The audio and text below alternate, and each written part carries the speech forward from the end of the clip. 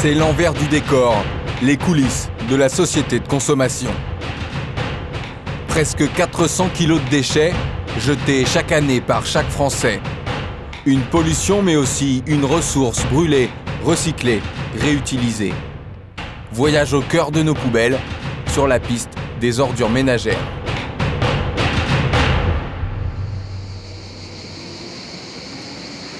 Dans 7 minutes, la décharge va fermer. Donc nous allons faire le compte à rebours à partir de 5 minutes. On fera 4 et après on comptera dans la dernière minute. Et ensuite, comme ça, on veut la tradition, comme c'est pour une grande fête, on a prévu le champagne. C'est l'événement le plus attendu de l'année à Villeneuve-Loubet. Dans quelques instants, la décharge qui surplombe ce village va fermer ses portes. Attention, un camion qui rentre encore, c'est peut-être le dernier. Nous avons un camion du Var qui arrive.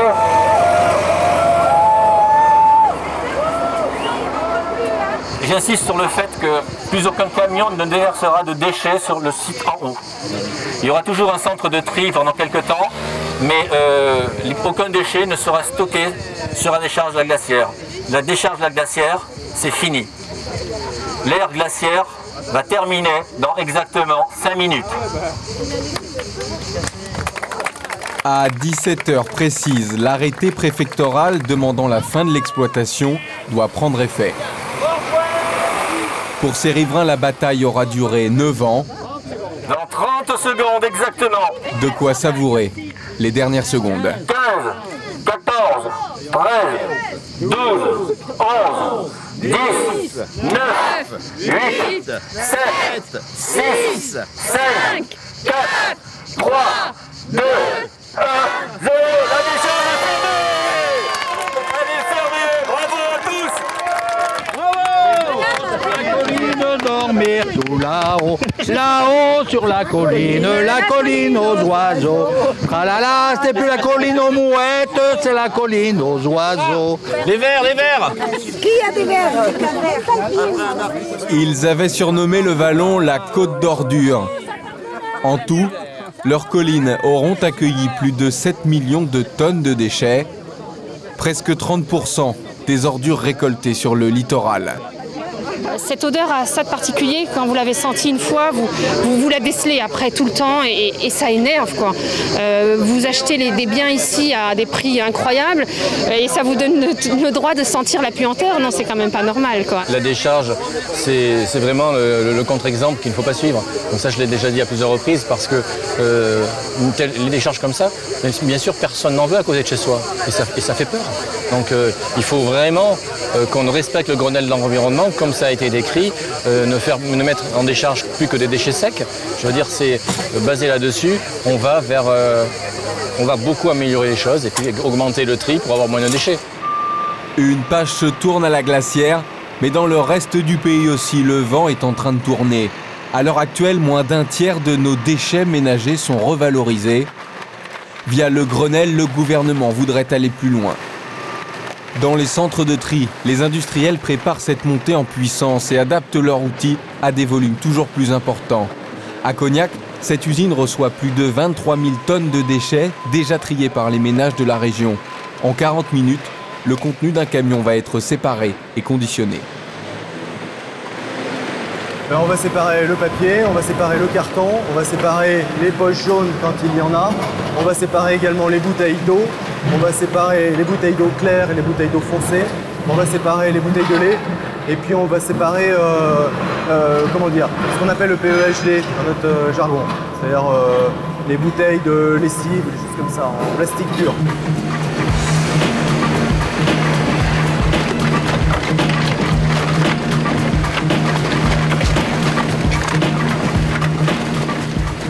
Le centre est l'un des plus automatisés du secteur, mais 12 personnes restent postées en continu le long de la chaîne. Là ici c'est la cabine de pré-tri, on enlève tout ce qui est gros carton, principal maximum de bidons, les poches jaunes pour que ça soit recyclé et un maximum de refus. Donc quand ça arrive dans notre cabine de tri là-bas, pour que ça soit homogène et qu'il y ait de moins en moins relevé là-bas. Voilà. La séparation continue via l'overband d'un gros aimant chargé d'extraire les boîtes de conserve métalliques.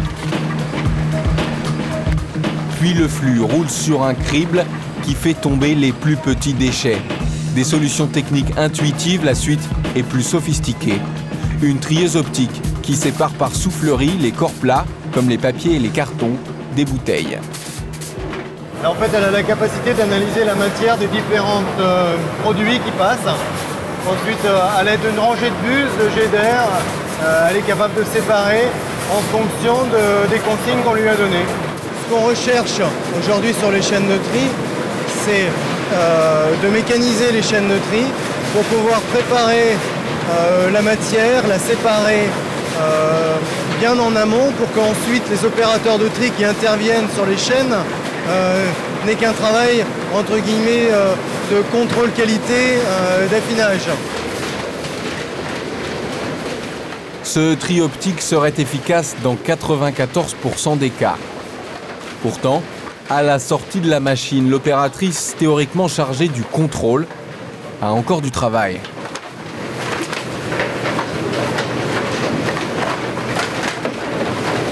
En fonction de ce que l'écran dit, je dois ramasser tout ce qui n'est pas ce que l'écran. Donc là, c'est PET clair, donc je dois ramasser tout le reste et je dois laisser passer que le PET clair. Ça va assez vite. Donc, bon, après, avec l'habitude, ça va.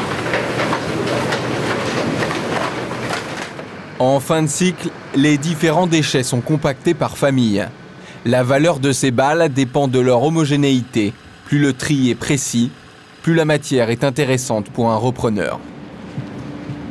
Alors les industriels cherchent à améliorer encore l'efficacité des chaînes. Visite du centre de recherche Veolia.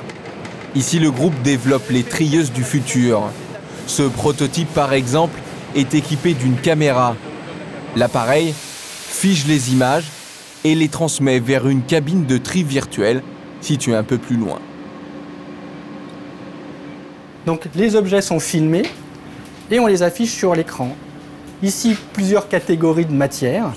Et si je prends le PHD, qui sont les bouteilles de lait, comme ici, avec mon doigt, je viens désigner sur l'écran l'objet et le système informatique localise et donnera la consigne d'éjection au système de préhension. En désignant sur un écran, on va avoir les troubles musculo-squelettiques qui seront moins nombreux.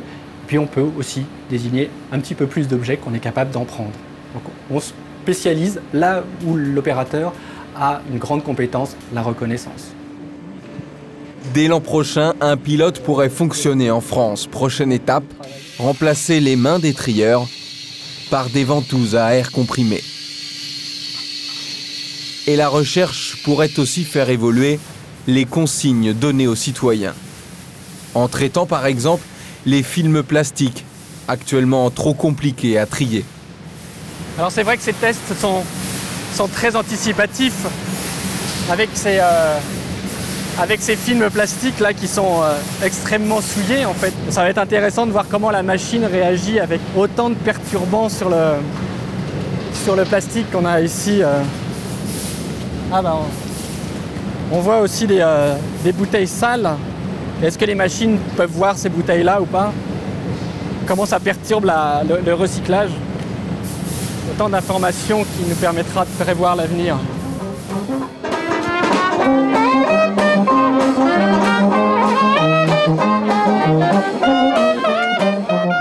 Ambiance de fête nationale à Villeneuve-Loubet. La ville a mis les petits plats dans les grands pour célébrer la fermeture de la glacière.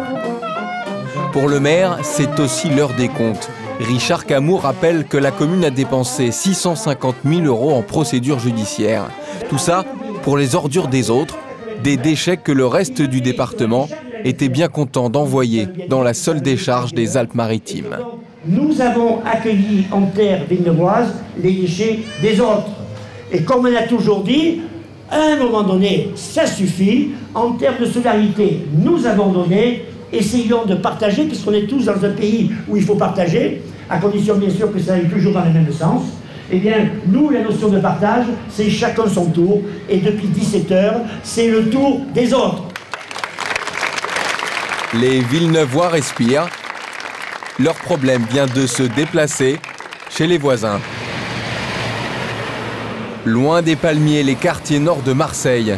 Les autres, ce sont les habitants de ces HLM. La route qui serpente au pied des immeubles monte jusqu'à la décharge de Septèmes-les-Vallons. Ce site doit absorber une partie des déchets de Villeneuve, mais pour les opposants locaux, la ville en accueille déjà largement assez. Ils viennent d'où ces camions? Ben, ils viennent un peu de partout. Hein. Il y en a qui viennent du département, mais il y en a qui viennent d'autres départements, du 34, du 30, du 05, du 06. On en a même vu de Monaco, et ça vient de partout. Hein. Donc on a eu fait quelquefois avec les associations des pointages de camions. On a eu des plaques minéralogiques 66, 67, 45, 38. Donc on se demande pourquoi tous ces camions viennent ici. Exceptionnellement, l'exploitant nous a ouvert les portes de son centre d'enfouissement technique. Le terme remplace officiellement le mot décharge. Le métier du déchet passe aussi par la com. Opération transparence donc sur le fonctionnement de ce CET. La visite commence dans la nouvelle zone de stockage, un gigantesque bassin creusé pour accueillir 250 000 tonnes de déchets par an. Donc, vous voyez la personne à gauche, vous voyez une personne avec un gilet rétro-réfléchissant. Cette personne-là, c'est le commandant du bateau. C'est-à-dire que c'est elle qui oriente, qui gère le flux des camions et autres. Et c'est en même temps elle qui contrôle la réception des déchets, surtout la conformité du contenu de la benne. Un camion vide justement 40 tonnes d'ordures récoltées à Cannes. Le site est conçu pour traiter des déchets non dangereux, ordures ménagères et assimilées. Le contrôleur doit repérer d'éventuelles infractions. Qu'est-ce qu'on regarde là quand on voit un stock de déchets comme ça arriver? On surveille que dans ces déchets, il n'y ait que des déchets qui peuvent être admis ici, c'est-à-dire des ordures ménagères, qu'il y ait du verre ou du plastique ou du carton, ça c'est dans les centres de tri que ça doit être un peu mieux fait en amont. Moi je fais attention à tout ce qui est interdit, réellement interdit, c'est-à-dire voilà, tout ce qui peut être vraiment interdit dans la décharge. Matière dangereuse ou alors des déchets hospitaliers. Difficile de contrôler au jugé plusieurs centaines de tonnes par jour. Là, bon, à première vue, vous avez des ordures ménagères, des cartons, des plastiques, des sacs poubelles. Il est certain qu'on ne peut pas les ouvrir un à un aussi pour contrôler. C'est une cassette d'imprimante. C'est du déchet plastique. Il n'y a rien. Vous voyez comme moi, elle est inerte et elle peut passer là-dedans. Non. Dans le lot, encore beaucoup de cartons et de matières recyclables. La loi précise pourtant que seuls les déchets ultimes non valorisables doivent être enterrés. Malheureusement, même si on reçoit des déchets issus de secteurs qui sont équipés de services de collecte sélective, vous avez toujours des réfractaires qui ne jouent pas le geste du tri. Donc la loi dit qu'il faut jeter en décharge que les déchets ultimes. Ça dépend de chaque département en fait cette définition. Ça dépend surtout principalement entre autres à mon sens, de la bonne participation de tout à chacun au geste du tri. Les Français seraient-ils de mauvais trieurs? Pour la première fois l'an dernier, la collecte du verre, par exemple, a stagné. Plongé dans nos poubelles avec un soldat du tri. Vous voyez, pareil, normalement, tout ça, ça pourrait être dans les bennes jaunes. Hein. On pourrait même le faire, sauf que bon, bah, on n'est pas habilité à le faire. À la ville.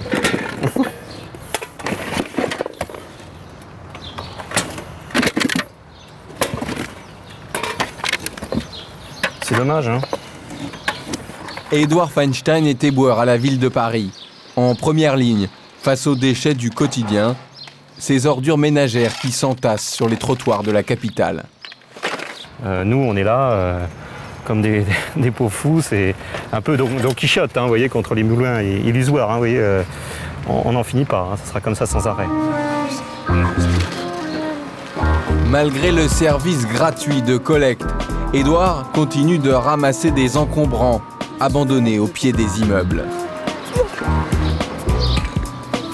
Mais c'est surtout les poubelles sélectives des Parisiens qui le dépriment. À la campagne, un Français trie 60 kg de déchets par an. En ville, moitié moins. La poubelle verte, donc qui va à la tirue, donc à l'incinération. La poubelle jaune qui est destinée au tri. Et là, vous voyez, bon, par exemple, on voit que c'est mal fait. Rien que ça, ça doit être là. Le carton aussi. Regardez, le carton, la canette, ça n'a rien à faire dans la poubelle verte. Absolument rien à faire. Et puis alors là, vous voyez, c'est de l'incivisme. Enfin, on peut déjà les remercier de ne pas avoir mis ça par terre, quelque part. Mais ensuite, c'est pas trié. Alors que c'est quand même à moitié vide ou à moitié plein, selon l'endroit où on se dispose. Regardez, ça n'a rien à faire dans une poubelle qui va à l'incinération. Vous voyez, hop, ça doit être là.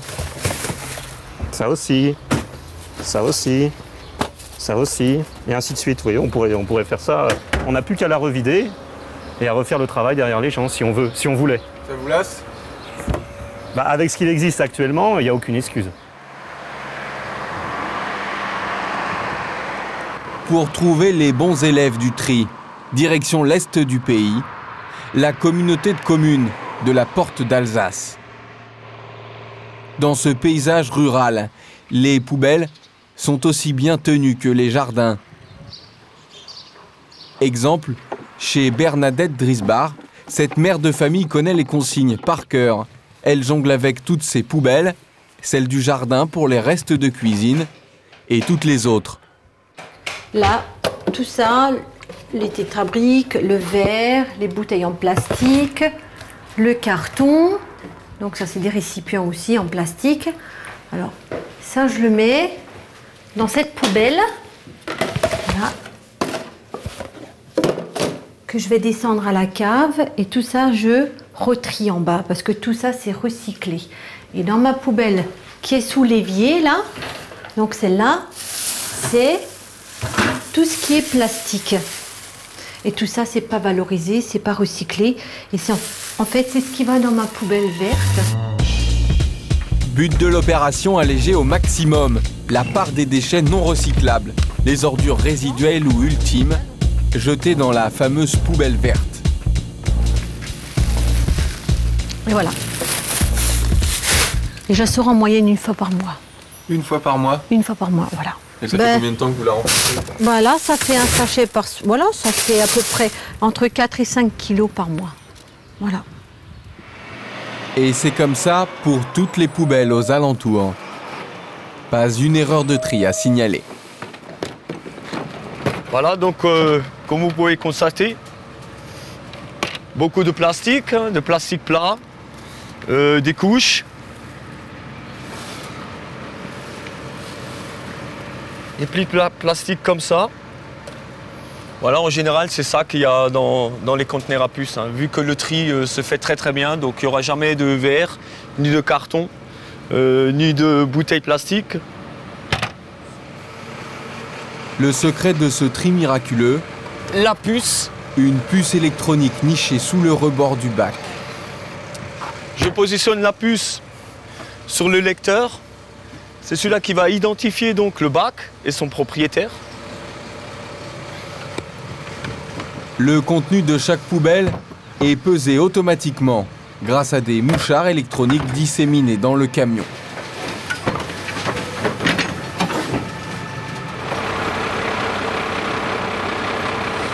Donc le bac que nous venons de collecter, il fait 12,5 kg. Ouais, depuis ce matin, nous avons collecté 3 tonnes 892.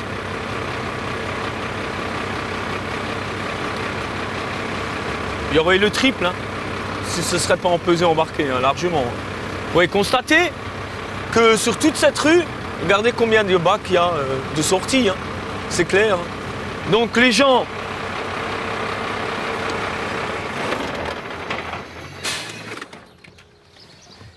Les gens, plus ils trient, moins ils payent. Donc ça, ils ont compris. Donc ils sortent de moins en moins de bacs et le tri se fait de mieux en mieux, quoi. Là, on voit, il n'y a aucune poubelle. Bah voilà, justement. Ouais. Pour la plupart des Français, la facture d'ordures ménagères est indexée sur la taille de la résidence. Ici, chaque ménage paie en fonction du poids de sa poubelle d'ordures résiduelles. Soit dans le détail, 36 centimes d'euros le kilo de déchets. Donc là, je vous montre mes factures des ordures ménagères. Et ça me fait un total de 59,95. Pour combien de mois? Pour 6 mois. 6 mois. Alors en sachant quand même que j'ai 4 enfants.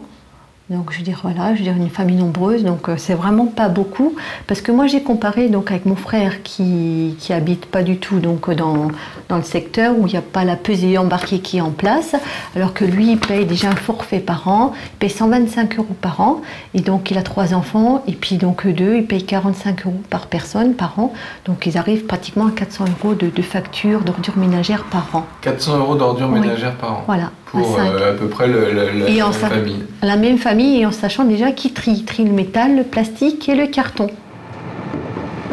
Une révolution fiscale et surtout écolo.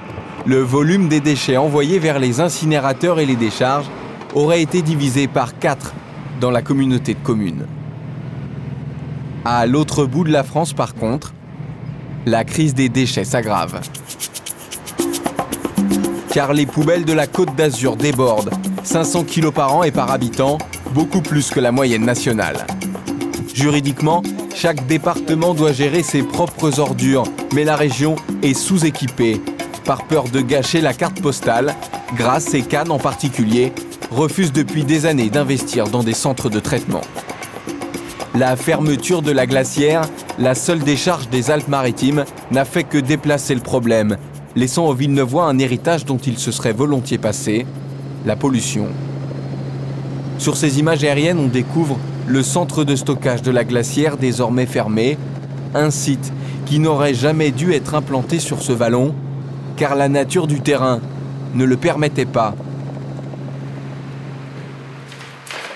C'est en tout cas l'avis de Christian Mangan, le géologue mandaté par la commune de Villeneuve-Loubet. Donc vous voyez bien, sur l'emplacement de cette décharge, qui n'y est pas encore, vous voyez bien les grosses failles qui existent. Et qu'est-ce que ça veut dire, ces failles? Ça veut dire qu'à cet endroit-là, effectivement, il y a une fracturation du sous-sol, et que cette fracturation du sous-sol, si des fois les eaux de pluie qui se chargent de polluants traversent, ils vont aller jusqu'à la base du massif, jusqu'à la nappe. Et ça, ces failles, l'exploitant les a pas vues, les experts les ont pas vues? Écoutez, non, dans les dossiers d'origine, il n'y a rien. Il n'y a absolument rien. C'est le plat le plus complet, le vide, l'absence. Le site est favorable.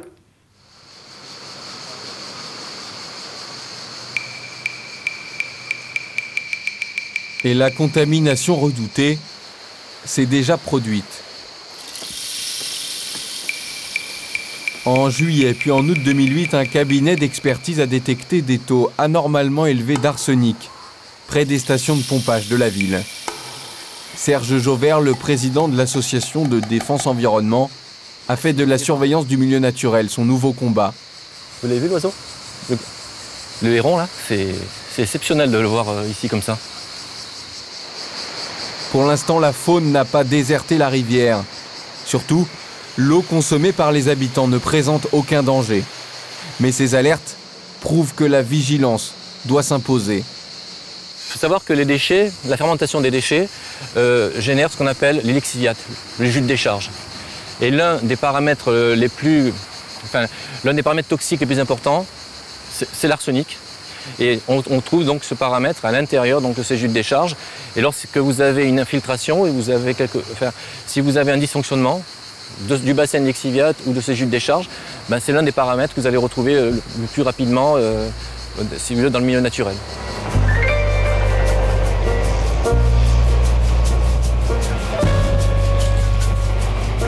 Dans tous les centres de stockage modernes, l'exploitant est pourtant tenu de récupérer ces liquides toxiques.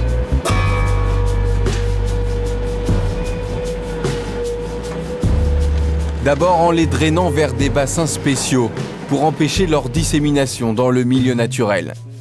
Et surtout, en s'assurant que le stock de déchets repose sur une structure suffisamment étanche. Donc on a le terrain naturel, on a une couche d'argile, on a une couche de géotextile, GSB, c'est un produit technique qui permet d'assurer une garantie supplémentaire. Du polyéthylène, donc c'est la bâche plastique noire qu'on voit en face. Au-dessus, on a un géotextile, comme une espèce de toile de jute, sur laquelle on a appliqué encore le matériau minéral qui permet de protéger l'étanchéité de toute agression du déchet lors de sa mise en œuvre. Donc en fait, il faut croire que là, il faut prendre conscience qu'en fait, on a créé une super piscine. Complètement étanche? Intégralement étanche. Ce qui s'est passé sur d'autres sites avec des contaminations de sol, ça peut pas se produire ici. Tout ce qui a été mis en œuvre, justement, c'est pour anticiper tout ce genre de risque. Le directeur préfère nous emmener vers sa nouvelle unité de valorisation énergétique. En se décomposant, les déchets ne produisent pas seulement des lixivias, ils dégagent aussi du biogaz, une ressource que les industriels ont appris à capter. C'est la vitrine du site qui transforme une vulgaire décharge en usine verte. Ces collecteurs-là sont raccordés aux autres collecteurs noirs qu'on voit. Ça nous permet de capter la totalité du gaz. Le gaz est ensuite orienté dans ce local-là où on a 2 turbines, des espèces de gros aspirateurs, qui vont nous permettre d'orienter une partie du gaz dans le complexe de valorisation électrique. Donc là, le gaz est déshumidifié, il est épuré, on lui retire ses microparticules, il passe dans un groupe électrogène, il est brûlé, et ce groupe électrogène produit par le biais d'une dynamo de l'électricité. On va aujourd'hui sur des projets de transformation de ce gaz, ce biogaz issu de la fermentation des déchets, en un gaz qu'on appelle biocarburant. Et puis on va aussi aujourd'hui à l'étude concrète sur ce site à travailler sur épurer ce gaz et l'injecter dans le réseau de distribution. Selon les calculs les plus optimistes, la France pourrait couvrir 10% de ses besoins gaziers uniquement grâce à ses ordures. Le groupe a déjà installé des kilomètres de gazoducs à Septem. Mais malgré un avis favorable de l'Agence française de sécurité sanitaire, la prochaine révolution énergétique est encore dans les tuyaux de l'administration.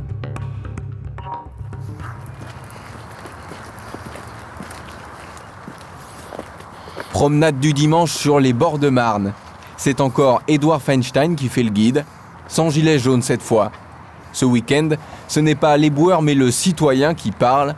Coup de gueule contre l'une des plus grosses décharges sauvages du pays. Donc ben voilà, autre lieu, autre exemple d'un énorme gâchis, de problème de dysfonctionnement.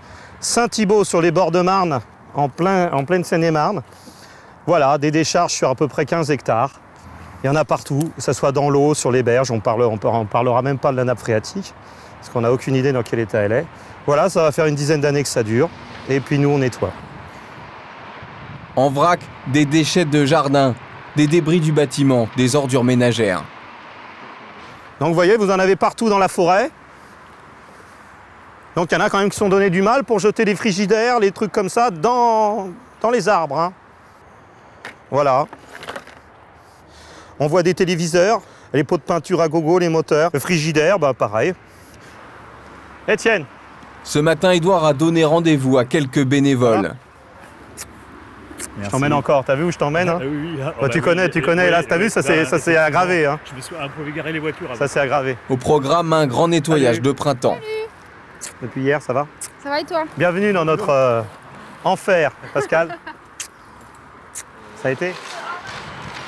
En quelques heures, armés de leur seule bonne volonté et d'une camionnette plus toute jeune, les membres d'OSE, l'organe de sauvetage écologique, vont ramasser plus de 20 tonnes de déchets. Ils vont même les trier en séparant par benne différents types d'ordures. Depuis sa création, l'association d'Édouard Feinstein a mené plus de 220 opérations de nettoyage. Un travail sans cesse recommencé contre l'incivisme des pollueurs. C'est la première fois que je viens en fait. Et là je suis vraiment révoltée de... Je m'attendais pas à ça. Enfin je savais qu'il y avait comme ça des endroits qui étaient des décharges publiques. Mais alors là, je suis vraiment... Bah ouais, c'est rageant. C'est rageant parce qu'on était déjà venu l'an dernier et l'année précédente. Bon, on voit quelques progrès dans certaines zones, mais là, c'est peut-être encore pire que l'an dernier. Dans la nature, une bouteille de verre se dégrade en 3000 ans. Sans eux, ce pot de peinture aurait pollué pendant plus d'un siècle. En termes de réflexion, c'est intéressant parce que On voit qu'il y a tout un cycle des choses et qu'autant dans la nature, le cycle se fait bien et il y a un vrai écosystème. Là, on voit bien que la production industrielle fait que les choses, non, on a beau, une bouteille de plastique, ça va mettre des milliers d'années à disparaître. En 40 ans, la production de déchets a été multipliée par 2 dans le pays. Et si nos poubelles débordent, c'est aussi parce que nous jetons trop et mal. La crise écologique a remis au goût du jour une très vieille idée. Chaque premier samedi du mois, ils sont des dizaines à franchir les grilles de cette ressourcerie picarde. Ambiance de braderie pour une vente de déchets.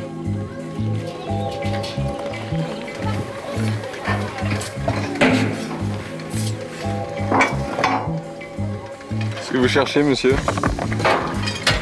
Je cherche une roulette pour faire une roue hockey sur une remorque. Je me suis trouvé un évier à 30 €, tout neuf. Sur internet, c'était 300, 350 €. Il y a des trucs valables, il y a des trucs que vous cherchez quoi. Là, je cherche un poêle pour chauffer cet hiver. Des petits trucs électriques, des fois une petite tondeuse qui tourne, des petites bricoles quoi, des petits machins. Des milliers d'objets sauvés des bennes à ordures. Explication à l'étage supérieur, sur le parking de cette déchetterie un peu améliorée. C'est pas une déchetterie classique, c'est une déchetterie jumelée avec une recyclerie. Et donc là, ici, tout ce qui va pouvoir resservir, on le détourne avant le traitement par recyclage ou autre chose comme ça. On le détourne pour un traitement par réemploi. Ce propriétaire, par exemple, vient de faire le ménage dans sa maison de campagne. Beaucoup de choses en bon état.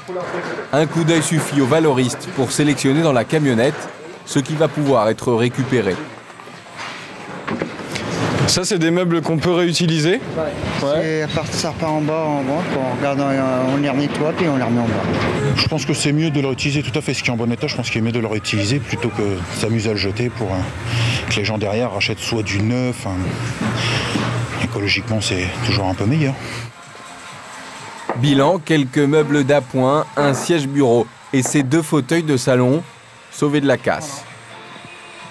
En tout, 60 tonnes d'objets réemployés chaque année. Les rayons du magasin donnent un aperçu du gaspillage ordinaire. À vendre, de la vaisselle intacte, des livres, des jouets et même de l'électroménager en parfait état de marche. Voilà, on a un aspirateur qui est là, qui est arrivé récemment. Si vous l'achetez neuf, il aura fallu à peu près, on va dire 200 kilos de matières premières prélevées sur la planète. Ici, c'est local. Déchetterie, recyclerie juste en dessous, on le répare et les gens qui habitent là localement viennent ici, achètent un aspirateur. C'est 0 kg de ressources puisées sur la planète pour que ça serve, quoi, voilà. L'air de rien, le geste de ces Français est un premier coup de pouce à la planète.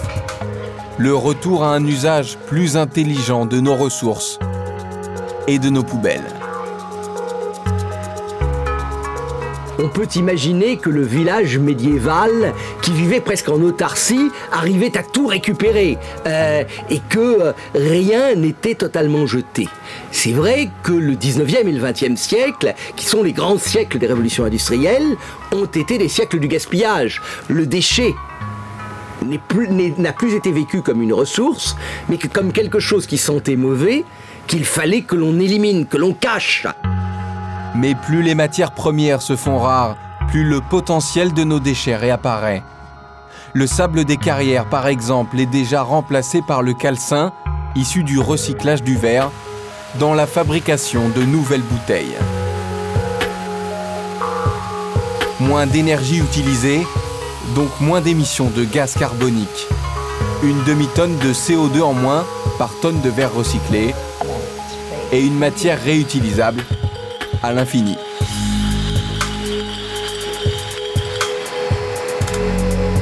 Le papier, lui, supporte au maximum 10 recyclages, mais la fibre récupérée est déjà la première ressource des papetiers français. Même chose pour le matériau le plus réutilisé au monde, l'acier. Et la révolution en cours est celle du plastique. En Bourgogne, cette usine a été la première au monde à utiliser des balles issues des centres de tri pour refaire d'autres bouteilles. Une trentaine d'étapes sont nécessaires pour enlever tous les polluants issus de nos poubelles. Laver une première fois le plastique est broyé en paillettes, puis liquéfié à 290 degrés. Il se transforme en granulés, les nucycles. Avec le plastique recyclé, on fabriquait beaucoup de fibres, de feuilles, de mélanges pour faire de la fibre, des vêtements, etc. Mais l'origine de cette matière recyclée, c'est bien la bouteille. Aujourd'hui, le marché utilise ce plastique pour faire de la bouteille. Ainsi, on boucle le circuit de recyclage du matériau et on refait ce que le verre a fait depuis des dizaines et des dizaines d'années, c'est-à-dire réutiliser le matériau de base, le PET vierge, pour refabriquer des bouteilles recyclées avec du matériau recyclé. Le plastique recyclé est en fait mélangé à de la matière vierge pour créer une préforme. L'usine en livre déjà 2,5 millions par jour. La dernière étape, le soufflage et le remplissage, est effectué par les embouteilleurs. Ce sont les grandes marques, Perrier, Evian ou Vittel, qui choisissent la proportion de recyclé qui rentrera dans leur emballage. Vous avez ici deux préformes, une qui est fabriquée uniquement avec de la résine vierge, l'autre fabriquée avec 25% de résine recyclée. Vous voyez une légère différence de couleur dans la préforme, mais qui est pratiquement invisible lors du soufflage de la bouteille et la commercialisation de cette bouteille. On a deux grandes familles. On a la famille en France des clients français qui demandent globalement 25% de matière recyclée. La deuxième famille de clients aujourd'hui, c'est l'Allemagne, c'est le Benelux, où là, on est déjà à 50%. Donc ils sont en avance. Ils sont en avance sur le taux de recyclé utilisé dans la bouteille.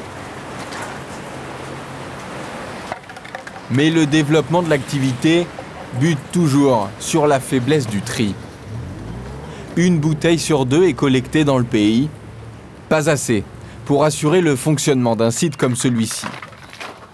Le problème du directeur est simple, il n'a pas assez de déchets.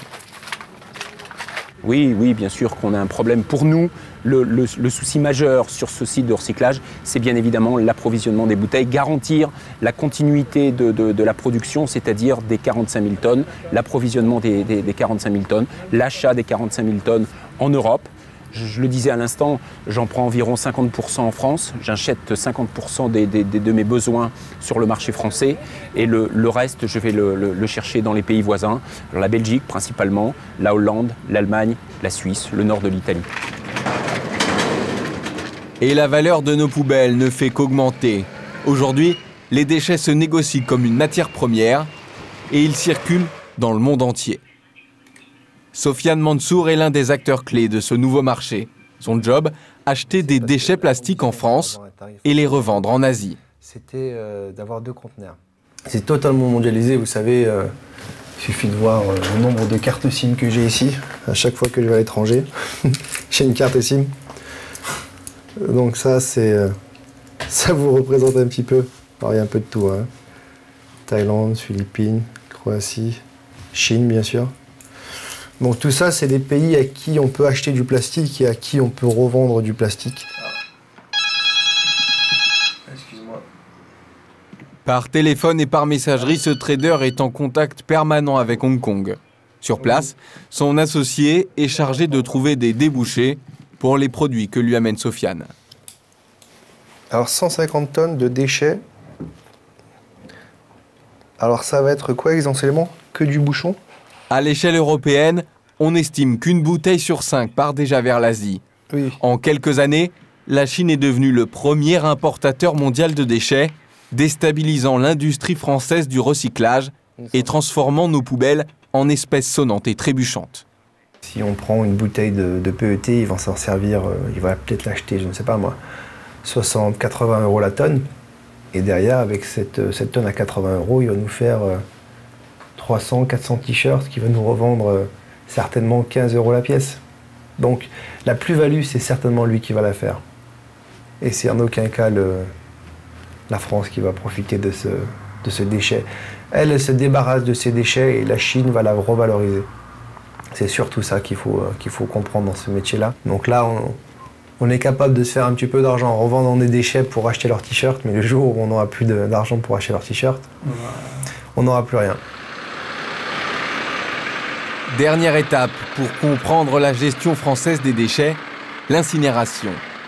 Avec 128 usines réparties sur son territoire, record européen, la France brûle encore un tiers de ses ordures. Cette usine à Créteil est présentée par Suez Environnement comme un incinérateur modèle. Ses émissions seraient parmi les plus basses d'Europe. Le site reçoit les poubelles du Val-de-Marne, 200 000 tonnes par an, stockées dans cette immense fosse de réception. Dans le stock, encore des cartons, des papiers, beaucoup de matériaux qui auraient pu être recyclés si le tri à la base avait été plus rigoureux. En permanence, les pinces hydrauliques alimentent les 2 fours situés derrière la fosse. Brûlés à plus de 1000 degrés, les ordures des Franciliens vont être transformées en énergie. Le déchet est en fait un combustible, c'est un combustible. Il contient du carbone, il contient de l'hydrogène, donc il a un pouvoir, ce qu'on appelle le pouvoir calorifique, c'est-à-dire lorsqu'il brûle, il dégage de l'énergie. Donc cette énergie est récupérable et on la récupère chez nous pour faire de la cogénération, c'est-à-dire de la valorisation énergétique, réseau de chaleur, et de la valorisation électrique sur le réseau EDF. Le site permet ainsi de chauffer 25 000 habitants et d'en éclairer 150 000. C'est le premier argument des industriels, une énergie garantie, indépendante des fluctuations des marchés.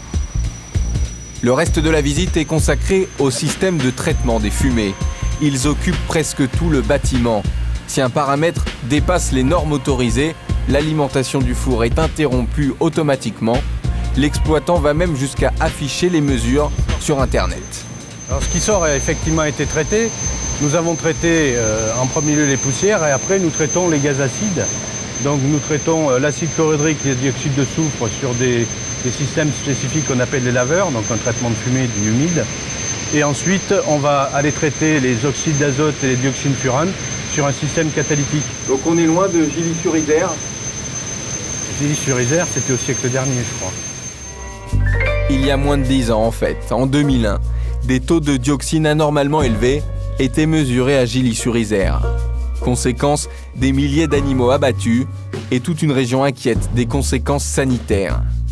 Depuis, les responsables du site ont bénéficié d'un non-lieu. Une étude nationale menée par l'INVS a démontré une hausse statistique de certains cancers autour des incinérateurs, sans établir de lien définitif avec les émissions. Reste une série de normes imposées au secteur par les pouvoirs publics. Des installations plus sûres, plus discrètes aussi. Cheminées enterrées, murs couverts de végétation.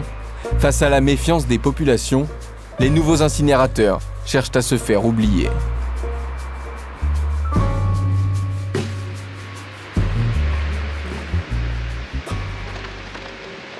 Retour chez les mauvais élèves du tri, les habitants des grands ensembles. Depuis quelques mois, cette résidence du 12e arrondissement est le théâtre d'une expérience unique dans la capitale. Jean-Jacques Fasquelle, l'un des nettoyeurs des bords de Marne, veut en faire le premier site de compost collectif de Paris. Le principe, transformer ces déchets de cuisine ou de jardin en une sorte de terreau. Un geste simple, mais longtemps réservé aux habitants des campagnes. Alors, tiens, tu veux vider ton seau ?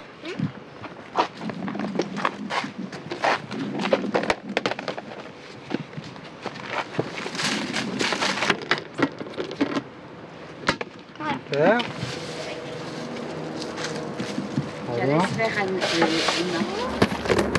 Donc le principe, c'est qu'on vient chacun vider régulièrement notre seau. Donc on peut mettre par exemple, vous voyez, du marc de café, des fleurs fanées, et puis bien sûr des restants de légumes, des épluchures de légumes, de fruits. On peut mettre aussi un petit peu de papier ou de sopalin. Voilà. Et puis le principe, c'est de toujours avoir un mélange, un savant mélange équilibre entre le sec et l'humide, c'est-à-dire tout ce qui est azoté, les déchets, légumes et fruits, et des éléments carbonés. C'est pour ça qu'on va mettre en ce moment des feuilles mortes puisqu'on en a. Quand on n'en a pas, on mettra de temps en temps de la sciure ou pourquoi pas même de la paille. En quelques semaines, les bactéries vont décomposer la matière. Le résultat est garanti sans odeur. Dans l'immeuble, une cinquantaine de familles ont déjà accepté de jouer le jeu. Aux Antilles, nous, on donnait tout aux cochons. Ben moi, c'est vrai que ça me faisait drôle tout le temps. Je suis là, j'épluche mes pommes de terre, machin, tout ça, il y a la nourriture. Il reste ça et je dis, mince, je peux pas le donner aux animaux. Bon, ben voilà. Alors, là, voilà, c'est un retour. Voilà, c'est un retour aux sources pour moi, un petit peu, parce que c'est ce que je vivais toute petite. C'est un geste citoyen. En fait, beaucoup moins de déchets jetés et recyclés, quoi. Un tiers des déchets quotidiens terminent maintenant dans les bacs, soit par habitant, 100 kilos de moins par an à collecter et à transporter jusqu'aux décharges ou aux incinérateurs. Grâce au compost, les habitants ont créé un potager collectif. Ils ont appris à mieux trier, à consommer autrement. Des courgettes, des potimarrons. Et c'est vrai que plus on fait du compost, plus on a envie aussi que son seau soit plein. Donc éventuellement, il y a aussi un aspect pédagogique. Donc qu'est-ce que je mange? On va être peut-être tenté d'acheter moins de plats tout préparés en conserve et d'acheter des fruits et légumes et les préparer soi-même. Parce qu'on est vraiment conscient de tout le cycle, d'où ça vient et où ça peut repartir. Voilà. Restent tous les déchets résiduels. C'est le dernier combat de Jean-Jacques Fasquelle et il se joue dans les rayons des grandes surfaces. Dans ce magasin bio, il ramène toujours ses anciens sachets, privilégie les produits en vrac. C'est autant d'emballages et de cartons économisés. Autre exemple, la brosse à dents. Sa fabrication génère 1,5 kg de déchets, alors Jean-Jacques achète uniquement de nouvelles têtes. Pas de bouteilles d'eau, celle du robinet fera l'affaire. Et des packs de 5 litres pour les jus de fruits. Des réflexes pour une économie substantielle de déchets. Le consommateur a le pouvoir de faire changer les choses, puisqu'il y a une demande. Si la demande change, les distributeurs changeront leur façon de faire. Donc c'est pour ça qu'on a un vrai pouvoir quand on parle de consommateur. C'est pas un vain mot. La piste des déchets s'arrête donc ici, à la source. Il faudrait acheter moins pour vraiment réduire notre impact sur la planète. Éric Alodi, lui, pense le contraire. Cet ancien cadre d'une grande société a changé de vie pour lancer en France le Cradle to Cradle, un concept américain qui veut transformer notre manière de produire et de consommer. Ce jour-là, il est venu présenter aux employés d'un hypermarché quelques exemples de produits cradélisés, des produits zéro déchet. Donc on va prélever dans la biosphère,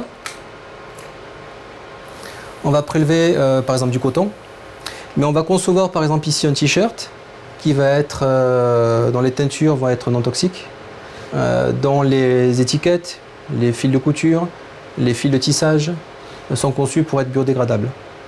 Du coup mon t-shirt après usage, en 6 mois après usage, donc peut servir de compost pour le sol, et donc le compost va nourrir la terre pour à nouveau pouvoir cultiver du coton qui servira à faire un t-shirt. Et là c'est un exemple de ce qu'on appelle le métabolisme biologique. Donc on prélève des nutriments, des ressources dans la terre, on en fait un produit, et en fait les ressources après usage reviennent à la terre. Vous voyez? Donc on a une boucle. On ne bouclera jamais probablement la boucle. Je pense quand même que le 21e siècle sera un peu le siècle des alchimistes, c'est-à-dire que notre prélèvement brut sur des ressources primaires diminuera quand même considérablement.